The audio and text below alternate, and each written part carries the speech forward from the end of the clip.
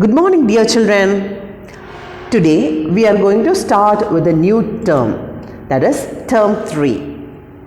In this session we are going to discuss class 7, term 3, unit 1 in history, new religious ideas and movements. Come children, let us learn. Dears, before going into today's session, let us understand what are we going to learn in this unit. We will get an idea about the devotional movements of Alvars and Nayanmars, the Advaita philosophy of Adi Shankara and Vishishtadvaita of Ramanuja, Bhakti cult in northern India and its prominent exponents, that is prominent people, the interactions between Hinduism and Islam leading to the birth of a new cult, notably Sufism, the teachings of great poet Kabir and Guru Nanak, also the impact of Bhakti movement. So we will learn about all these things in this unit. Dear children, before going into today's session, let me give you an introduction about the Bhakti movement in South. Dears, the Bhakti movement originated in the 7th century in Tamil, South India and spread towards North. The Alvars and Nayanmars led some of the earliest Bhakti movements. Alvars are those who are immersed in devotion to Vishnu and Nayanmars are those who are devoted to Shiva.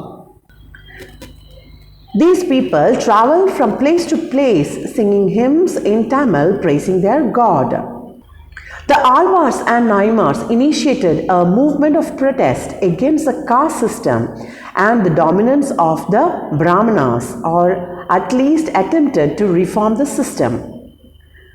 The Bhaks or the disciples hailed from diverse social backgrounds ranging from Brahmanas to artisans and cultivators and even from castes considered untouchable. The Nalaira Divya Prabandham, the 4000 sacred compositions, one of the major anthologies of composition of the 12 Alvars collected and compiled in the 10th century by Nada Muni. Thevaram is a collection of first seven volumes of Tirumurai or Saiva devotional poetry, contains the work of Tamil poets Appar, Sambandar and Sundarar. The important Bhakti movement saints include Adi Shankaracharya, who was born in Kaladi in Kerala. His doctrine was Advaita Vedanta. Another important saint from Tamilnadu was Ramanuja, who was born at Sri Perumbudur near Chennai. He preached Vishishtadvaita. According to him, Saguna Brahman, that is God with attributes. He invited the downtrodden to Vaishnavism. Dears, medieval India saw an extraordinary production of devotional poetry, which were not restricted to one particular religion but inspired by different religious movements. So in medieval India there was a grand exposure for the devotional poetry, and it was not based on a particular religion but inspired by the different religious movements that were practiced at that time. The exponents means the experts of these movements held the view that the total devotion or bhakti to God could save man from the pitfalls of life and earn him salvation. That is, they believed that having devotion to God would save them from the pitfalls or unfortunate happenings in life and provide them with the ultimate joy. It was also believed that one does not have to go to temples or perform rituals, for God is omnipresent and resides inside every human. So they also believed that it is not supposed to be going to temple or church regularly or on a daily basis to perform the rituals or saying the prayers, but Why? Because God was omnipresent. Omnipresent is present everywhere. OMNIPRESENT. So God was omnipresent. He was present everywhere. That includes the human beings also. God is residing in the human beings. Dear children, the Bhagavad Gita proposed that the path of Bhakti Marga, that is the path of Bhakti, is superior to other religious approaches, namely the path of knowledge or jnana and path of rituals and good work, karma, providing inspiration to the exponents of Bhakti cult. So in Bhagavad Gita it is said that the path of Bhakti, the path of Bhakti Marga was considered superior than the other approaches like path of knowledge, that is gaining knowledge or doing good works and rituals, that is karma. So Bhagavad Gita says that above jnana and karma, the Bhakti Marga is superior.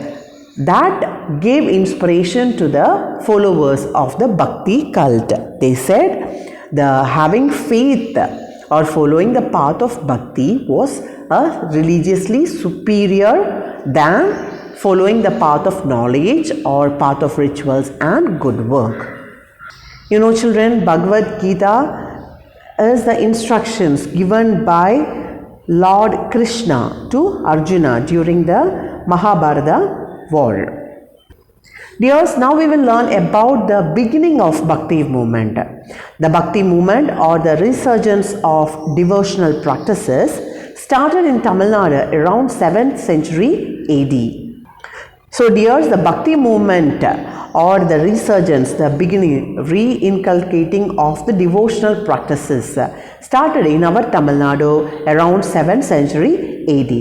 It included reciting the name of the god or goddess, singing hymns in their praise, wearing religious marks or carrying identity emblems, and undertaking pilgrimages to sacred places associated with the deity. So what were the things that were practiced? They used to recite the name of the god or the goddesses, and they used to sing hymns in their praise. Then the next thing was they used to wear religious marks, like you put your ash on your forehead like that, or carrying identity emblems or making themselves distinct from others. And not only that, they undertook pilgrimages, that is, they had a holy trip to the holy places which were associated with the god they were reciting the hymns or praising. So they used to chant the god's name, they used to sing their hymns, and they used to be wearing religious marks or identity emblems, and they used to be on pilgrimage to sacred places. All these things emphasized the mutual emotional attachment and love of a devotee towards a personal god and of the god of the devotee. So there was an attachment, an emotional attachment of love between the devotee and the god he was praising or following. Now we will learn about Sufism. The same view was preached by Sufism, Sufism, Sufism, which appeared as a reaction against worldliness of the early Islam. So the early Islam was dead against the worldliness. They wanted to give up everything that was pleasant in the world and sacrifice. But Sufism, what Sufism preached was a reaction against that. The Sufis believed that realization of God can be achieved only through passionate devotion to God and intense meditation. So they believed in devotion to God as well as meditation. In Islam, they don't give importance to meditation. They are having some rituals and they are supposed to follow the rituals meticulously. But Sufism believes that you should have devotion to God and you should also meditate. Sufis were of the view that this type of meditation would enable the devotee to understand the true nature of God. By having the devotion to God as well as doing intense meditation, the devotee will be able to understand the nature of God in a better manner. Dears, there was also another argument that doing the meditation as well as following having strong devotion would liberate us to free. Liberate. It is free the devotees from all worldly bonds.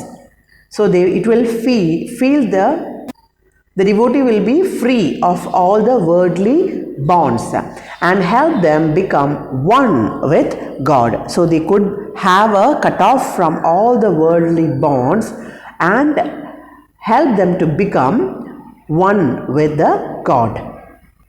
Several mystical religious movements in both Hinduism and Islam has no hesitation to freely include elements of different faiths in their teaching. So the mystical religious movements, dear children, mysticism is a religion or a religious belief based on the union with the deity or the divine being. So the various mystical religious movements, both Hinduism as well as in Islam, had no hesitation. They didn't hesitate to include the elements of faith from other religions in their teachings. They practiced not only their religion but good elements from other religions as well, because they believed that the ultimate thing is to have union with the deity they are worshipping.